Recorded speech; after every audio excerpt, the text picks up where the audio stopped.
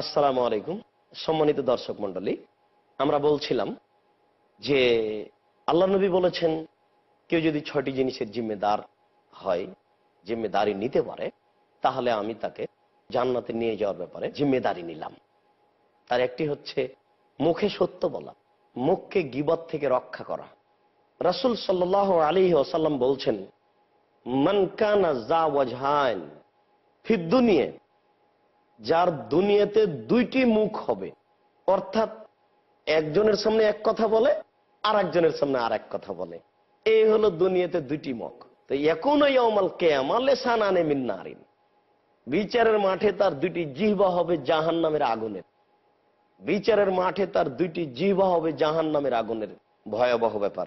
সমহি বিবেচনা করুন, যারা গীবতের আশ্রয় নেয়, যারা পরনিন্দা করে, বিচারের মাঠে তার জাহান্নামের আগুন দ্বারা দুটি জিহ্বা তৈরি করা হবে। আমরা যারা করেছি তারা তওবা করি, যার গীবত করেছি তার কাছে ক্ষমা নি, নইলে আমাদের বাঁচার পথ খুব কঠিন। একদা আয়েশা রাদিয়াল্লাহু তাআলা আনহা সাফিয়াকে বলছেন যে তিনি খাটো মহিলা, এই কথাটা শুধু বলেছেন, খাটো। খাটো কথাটাই নিন্দে।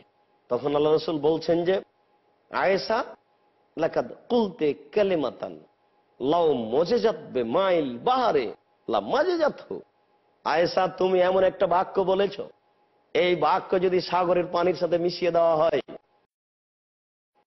তাহলে সাগরের পানি পরিবর্তন হয়ে যাবে।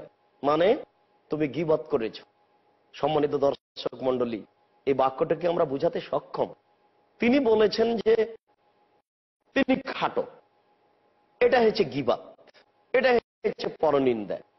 আর এটা অপরাধ হয়েছে যে আল্লাহর নবী বলছেন যে তোমার এই বাক্যটা যদি সাগরের পানিতে ফেলে দেওয়া হয় তাহলে সাগরের পানি পরিবর্তন হয়ে যাবে। আমরা স্বাভাবিকভাবেই করে থাকি।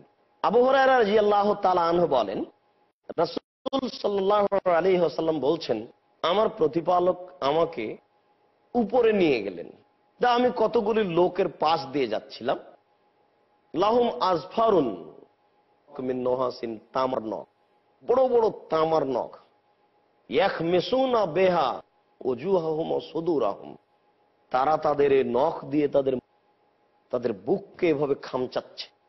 তা আমি জিবরাইলকে বললাম, জিবরাইল মান হাউলায়, এরা কারা যারা তাদের মুখকে এইভাবে খামচাচ্ছে হাত দিয়ে? তো জিবরাইল আলাইহিস সালাম বললেন, হাউলায়ে আল্লাযীনা, এরা হচ্ছে ওরাই যারা মানুষের গীবত করত, যারা মানুষের বদনাম করত, যারা মানুষের পরনিন্দা করত, তাদের অবস্থা হচ্ছে এই। সম্মানিত দর্শক মন্ডলী, হাদিস তো বুখারী মুসলিমের। মানুষের গীবত করলে অবস্থা হবে এই যে নখ হবে তামার বড় বড়, নিজের নখ দিয়ে মানুষ নিজ জটিলেন। রাসূল সাল্লাল্লাহু আলাইহি সাল্লাম এক বৈঠকে বললেন, হাল তাদরুনা মাল গীবত, সঙ্গীতের সাথে তোমরা বলতে পারো গীবত কাকে বলে? আল্লাহ এবং আল্লাহ রাসূল ভালো জানেন, আমরা বলতে পারছি না গীবত কাকে বলে। আপনি ভালো জানেন। আল্লাহ রাসূল বলছেন, শোনো, যিকরুকা আখাকা বিয়াকরাহ, তুমি তোমার ভাইয়ের কোনো কথা বলবে, তোমার ভাই যদি শুনতে পাই আর তাকে যদি খারাপ লাগে, এটাই হলো গীবত। আপনি কারো কথা বলছেন, এই কথা যদি ও শুনতে পাই আর শুনে যদি তাকে খারাপ লাগে, এটাই হলো গীবত। এই পর্যন্ত আল্লাহ রাসূল বলতেই একজন সাহাবী বলে উঠলেন, আল্লাহ রাসূল, আর হাইতাইন কানা ফিমা করলো, ও যদি অন্যায় করে থাকে আর আমি যদি বলি তাহলেও কি গীবত হবে? ও যদি চুরি করে থাকে আর আমি বলি তাহলেও কি গীবত হবে? আল্লাহ রাসূল বলছেন, শোনো, ইনকানা ফিহে মাতাকুলু ফাকা দিগদাবতাহু, ও যদি অন্যায় করে থাকে আর তুমি বলো তাহলে হলো গীবত। ওয়াইল্লাম ইয়াকুন ফিহে মাতাকুলু ফাকাত বাহাত্তাহু, তাহলে অপবাদ। সম্মানিত দর্শক মন্ডলী, হাদিস মুসলিম শরীফের আমরা বিবেচনা করি।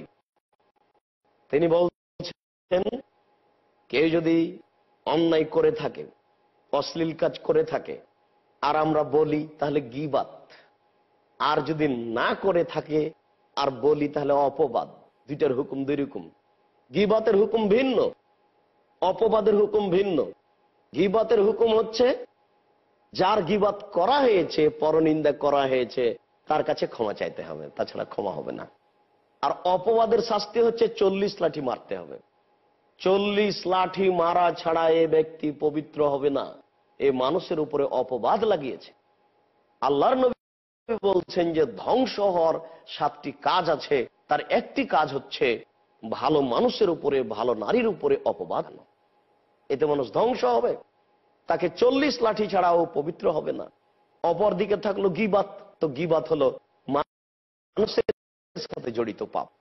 সম্মানিত দর্শক মন্ডলী, এখানে আরেকটু গুরুত্বপূর্ণ কথা আপনাদের সামনে পেশ করি, খুব মনোযোগ সহকারে শোনার চেষ্টা করুন। বড় পাপগুলি দুভাগে বিভক্ত, একগুলি মানুষের সাথে জড়িত, একগুলি আল্লাহর সাথে জড়িত। আল্লাহর সাথে জড়িত পাপ ক্ষমা নেওয়া সহজ। একটা মানুষ যদি কোটি কোটি টাকা সুদ খেয়ে থাকে, তারপরে জেনেছে যে সুদ হচ্ছে মহাপাপ, পাপ, নেক্কারজনক পাপ হচ্ছে সুদ খাওয়া। 1 টাকা সুদ খেলে 36 বার জেনা করে যত পাপ হবে, তার চেয়ে বেশি পাপ হবে। এরপরেও রাতের অন্ধকারে যদি আল্লাহর দরবারে বলে, প্রতিপালক আমার ভুল হয়েছে, আমি বড় অপরাধী, আমি যে সব সুদ খেয়েছি সেসব সুদের ব্যাপারে আমি তোমাকে বলছি অনুতপ্ত সহকারে, তুমি আমাকে মাফ করো, আমি এই পাপ ত্যাগ করছি, যত সব লেনদেন আছে সব বন্ধ করলাম, ইনশাআল্লাহ আল্লাহ ক্ষমা করবে। কেন? এই পাপ আল্লাহর সাথে জড়িত। কোন দিন জাকাত দেননি, এখন আল্লাহকে বলছেন আল্লাহ আমার ভুল হয়েছে, এখন থেকে আমি জাকাত দেব। আপনি অনুতপ্ত সহকারে তওবা করুন, এই পাপ ক্ষমা হবে। কেন? এই পাপ হচ্ছে আল্লাহর সাথে জড়িত। সম্মানিত দর্শক মন্ডলী, বয়স এখন আপনার 60, 65, 70, একদিনও সালাত আদায় করেননি, আজকে থেকে সালাত আরম্ভ করছেন, বলছেন আল্লাহ আমার ভুল হয়েছে, তুমি আমাকে মাফ করো, আমার অতীতের সালাত ছুটে যাওয়ার জন্য আমি তোমার কাছে ক্ষমা চাই, এই ক্ষমা করে দিবেন। কেন? এটা হচ্ছে আল্লাহর সাথে জড়িত পাপ ক্ষমা নেওয়া সহজ। যে কোনো সময়ে ক্ষমা চাইলেই ইনশাল্লাহ ক্ষমা হয়ে যাবে। কিন্তু মানুষের সাথে জড়িত পাপ ক্ষমা হয় না সহজে। হজ করতে গিয়ে কাবা ঘরের গিলাপ ধরে যদি বাকি জীবন আল্লাহর দরবারে কান্নাকাটি করেন, তবুও মানুষের সাথে জড়িত পাপ ক্ষমা হবে না। যার সাথে এই পাপ জড়িত আছে তার কাছেই ক্ষমা চাইতে হবে। চেয়ারম্যানের নিন্দা করেছি, মেম্বারের নিন্দা করেছি, গ্রামের কোনো লোকের নিন্দা করেছি, তার কাছে গিয়ে তার হাত ধরে বলতে হবে যে ভাই ভুল হয়েছে আমার, আমি না বুঝে আপনার কিছু বদনাম নিন্দা করেছি, দয়া করে আপনি আমাকে মাফ করেন, আপনি আমাকে ক্ষমা করেন। এইভাবে যদি আপনি বলতে পারেন তাহলে আপনার ক্ষমা হবে, তাছাড়া ক্ষমা হবে না। এটা হচ্ছে মানুষের সাথে জড়িত পাপ। ঠিক তেমনি আপনি একজন রিক্সাওয়ালাকে 1 থাপ্পড় মেরে দিয়েছেন এমনিতেই, রিক্সাওয়ালা হয়তো আপনার কাছে বেশি টাকা চেয়েছে, তখন আপনি সহ্য করতে না পেরে মেরে দিয়েছেন। তো এই যে অপরাধ হলো, এটা হচ্ছে মানুষের সাথে জড়িত পাপ, এটা তওবা করে ক্ষমা হবে না। বড় ছেলেকে জমি লিখে দিয়েছেন, ছোট ছেলেকে দেননি, মেয়েকে দেননি, এটা তওবা করে ক্ষমা হবে না। নিজের জমি আলু চাষ করেছেন, গরু আপনার, আলু আপনার, আপনি নিজে শ্রম দিয়েছেন, 22, 62, 72 জমি জরিপ আছে, নিখুঁত জমি, এই জমিতে আলু চাষ করেছেন, এই আলু বাজারে নিয়ে গিয়ে বড়টা উপরে রেখে মাত্র 5 টাকা, 7 টাকা, 10 টাকা ঠগিয়ে বিক্রি করেছেন, এটা মানুষের সাথে জড়িত পাপ, এই পাপ ক্ষমা হবে না। একজন কসাই প্রত্যেক দাঁড়িতে 50 করে 100 করে গোস্ত কম দেয়, একজন কসাই মাপে তখন বেশি কম দিতে পারেন, এটা হলো একটা হাত সাফাইয়ের ব্যাপার, 100-200 কম দিল, এই যে একটা পাপ, এটা মানুষের সাথে জড়িত পাপ, এটা তওবা করে ক্ষমা হবে না। সম্মানিত দর্শক মন্ডলী, যতদিন পর্যন্ত পিতা তার বড় ছেলের কাছ থেকে জমি ফেরত না নিচ্ছেন বা ওই মাপে ছেলেদেরকে বন্টন করে না দিচ্ছেন, ততদিন পর্যন্ত এই পাপ ক্ষমা হবে না।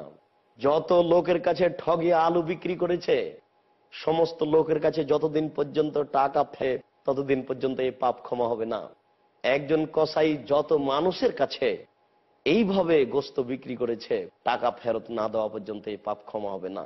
আপনারা যদি এখন বলেন আব্দুর রাজ্জাক সাহেব বিষয়টি তো খুব জটিল হয়ে গেল, কত মানুষের কাছে গোস্ত বিক্রি করেছি, কত মানুষের কাছে আলু বিক্রি করেছি, কোন রিক্সাওয়ালাকে 1 থাপ্পড় দিয়েছি, এখন কেমনে তার কাছ থেকে ক্ষমা নিতে পারি, কি করে ক্ষমা নিতে পারি? আমরা এখানে আপনাদেরকে একটা পরামর্শ দিতে পারি যে আপনারা প্রাণপণে চেষ্টা করুন, কিভাবে তাদের সাথে যোগাযোগ করা যায়, কিভাবে রিক্সাওয়ালাকে খুঁজে পাওয়া যায়, যার কাছে আলু বিক্রি করেছি তাকে কিভাবে খুঁজে পাওয়া যায়। যদি তাকে খুঁজে না পান, যদি এভাবে সম্ভব না হয়, দান খায়রাতকে দিয়ে আল্লাহর দরবারে আমার সাথে জড়িত পাপ, কর্জ নিয়ে পরিশোধ না করে ক্ষমা হবে না। বলছিলাম গীবত হচ্ছে মানুষের সাথে জড়িত পাপ। গীবত করে পরনিন্দা করে আল্লাহর দরবারে ক্ষমা চাইলে হবে না। যত মানুষের নিন্দা করা হয়েছে সমস্ত মানুষের কাছে ক্ষমা নিতে হবে। সম্মানিত দর্শক মন্ডলী, আমরা এ মর্মে আপনাকে একটা গুরুত্বপূর্ণ হাদিস শোনাই। আল্লাহ রসুলকে একজন ব্যক্তি জিজ্ঞাসা করলেন, আল্লাহ রসুল নামের জিজ্ঞাসাকারী, তিনি বলছেন আল্লাহ রসুল বাঁচার পথ কি? আল্লাহ রসুল বললেন, 1 নম্বর পথ বললেন, মুখ বন্ধ করো, মুখে কথা বলো না। মুখ খুললেই পাপ হবে, ক্ষতি হবে, ধ্বংস হবে। অবশ্যই তুমি বললে ভালো বলবে, নইলে মুখ বন্ধ রাখবে। সম্মানিত দর্শক মন্ডলী, আমরা আপনাদেরকে অনুরোধ করে বলতে চাচ্ছি, এই মুখ যেন যেখানে সেখানে ব্যবহার করেন না। দোকানে বসে, স্টলে বসে, ঘাটে মাঠে বসে সবসময় মানুষের বদনাম করছেন, নিন্দা করছেন, আপনি ভেবেছেন এর পরিণতি কি?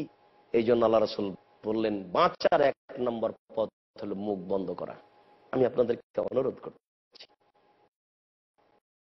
বাঁচার 2 নম্বর পথ হলো তুমি তোমার বাড়িকে প্রশস্ত করো। আপনি আর আপনার স্ত্রী জরুরি প্রয়োজন ছাড়া বাড়ি ত্যাগ করবেন না, করলে গুনাহ হবে।